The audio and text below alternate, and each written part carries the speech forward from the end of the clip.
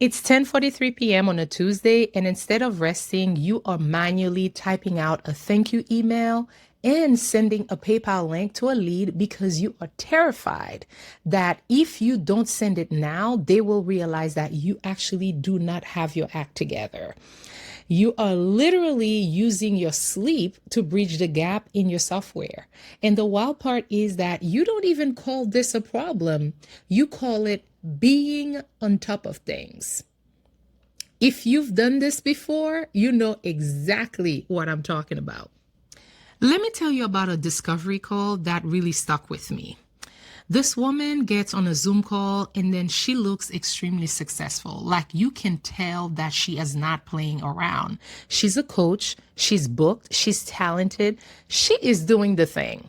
And then she starts talking and the truth just spills out. Not the Instagram truth, the real truth. She says, Webley, I'm making money like I've had 20K months. And I'm thinking, okay, that's actually great. Then she says, but I'm exhausted. I am so tired. I feel like I'm failing because I'm always behind. And when she said behind, she didn't mean behind on content. She meant behind on life, like behind on eating, behind on sleeping, behind on her own joy, behind on her body, behind on peace. So I asked her, walk me through a normal day for you. And it was one of those moments where you're listening and you don't even know whether to be impressed or concerned. Because she wasn't lazy, she wasn't undisciplined, she wasn't confused. She was manually doing everything, manually booking calls, manually sending reminders, manually sending invoices, manually following up, manually chasing people, manually answering the same questions over and over again. She was the system in her business. And then she said something that made me pause. She said, I feel like if I stop, everything will fall apart. And that right there, that's the trap. Because you are not running a business at that point. You're running a group chat with receipts. And I said to her, you're not failing. You're acting like the internal battery for a machine that should be plugged into a wall. Because why are you the one holding the whole thing together with your nervous system? Why are you the one making sure that your calendar works, the reminders go out, the link is correct, the email gets sent, the invoice got paid, the client didn't forget or the client didn't disappear, the client didn't spiral, the client didn't breathe wrong? This is too much. And the part that made me even more annoyed for her was this. She thought the exhaustion meant she wasn't built for it.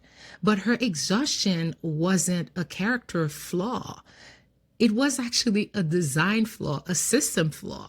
So let's name what this actually is. This isn't a you don't want it bad enough problem, like some coaches will tell you. This isn't a you need more discipline problem. This is not a you need to wake up at 5 a.m. problem, although I am a 5 a.m. club.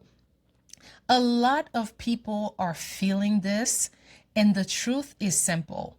You are still operating like you are in the startup phase.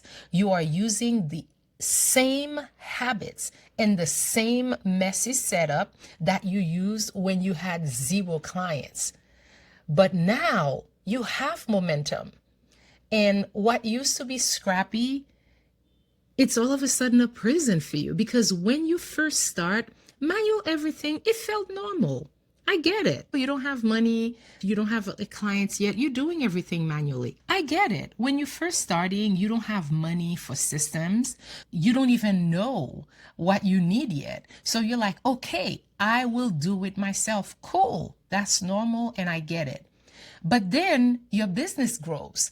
And instead of upgrading the setup, you just keep working harder. So now your business is growing, but it still runs on you being constantly available, on you doing everything.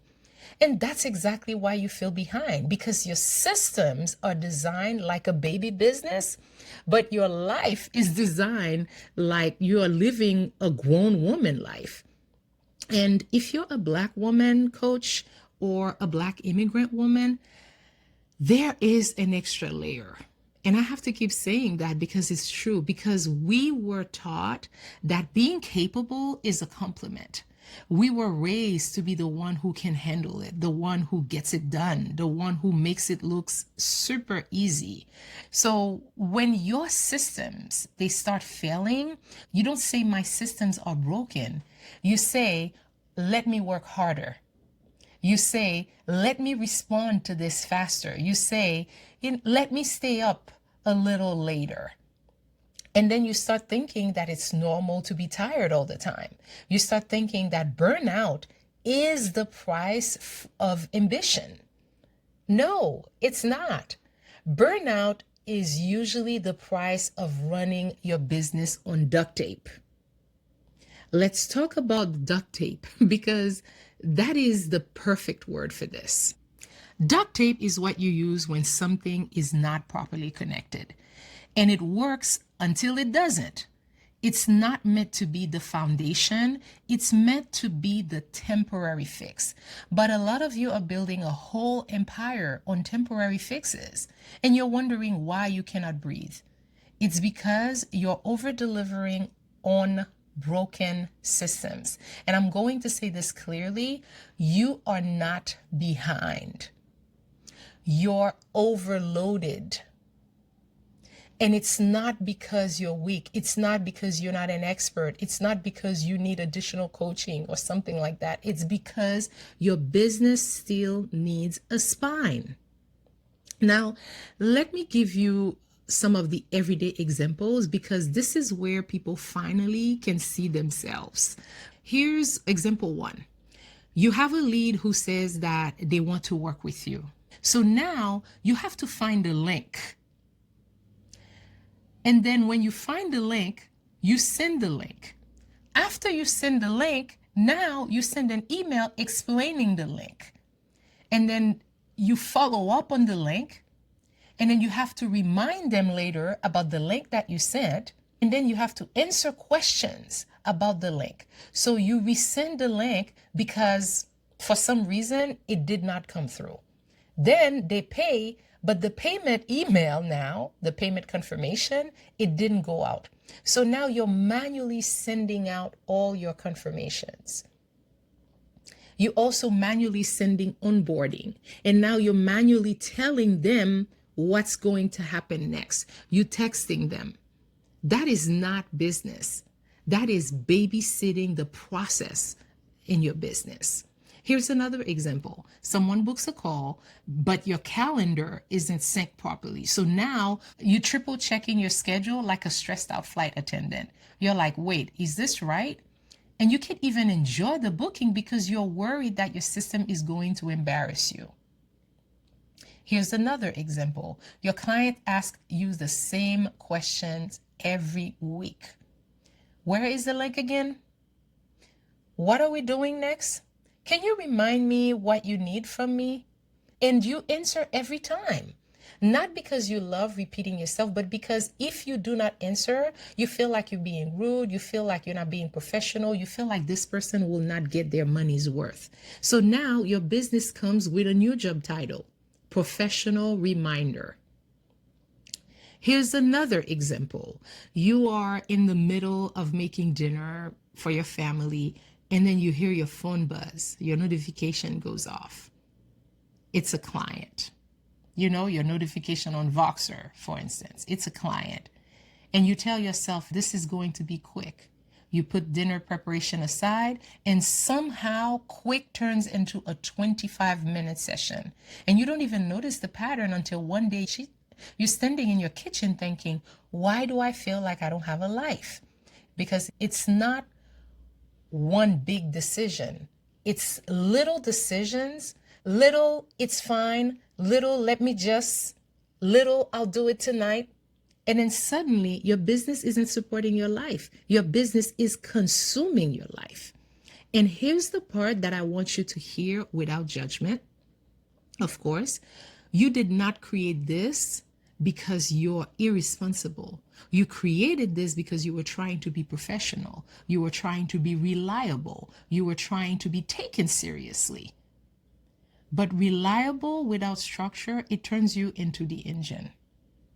And you were not born to be the engine, especially when you have momentum. Here's the soft solution. I'm not going to give you a list of tools. I'm not going to give you a list of tech. I'm not going to tell you to buy this software either.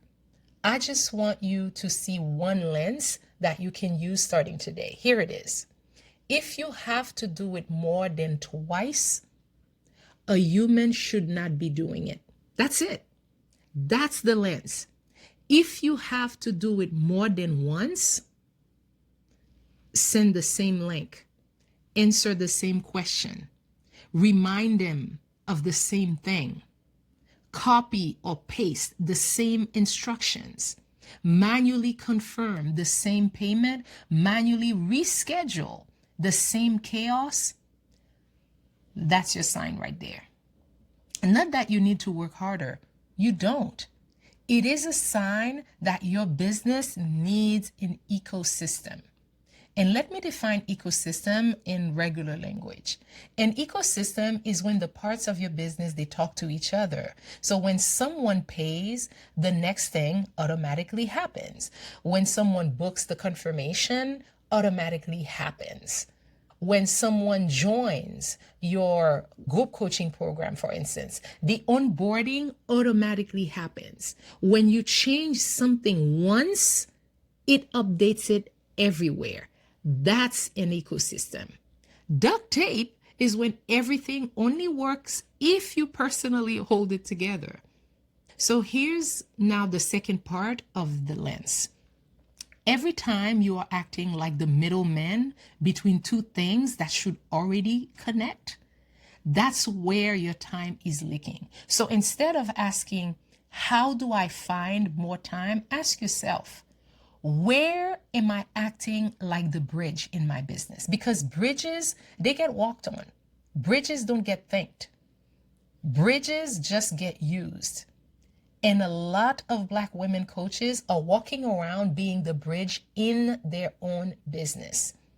And then you're wondering why you're tired.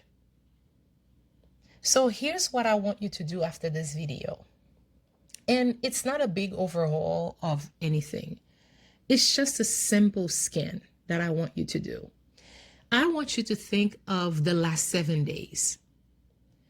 When did you repeat yourself as it relates to a client? Where did you manually do something again? Even if it's a prospect, it doesn't have to be necessarily a client. Where did you fix something that should have just worked? Where did you stay up late because the system didn't have your back? That's the list. That is the list. Because you don't fix burnout by being tougher. You don't fix burnout by over delivering. You fix burnout by fixing the setup. Now I want to say something with love. Black women are often over delivering because we don't feel allowed to under deliver. We don't feel allowed to be average. We don't feel allowed to make mistakes. We don't feel allowed to have a messy draft. So what do? We compensate. We become hyper reliable. We become hyper responsive. We become hyper prepared. We become hyper perfected. And that's not because you're extra. That's because the world has taught you that being excellent is the safest way for you to move.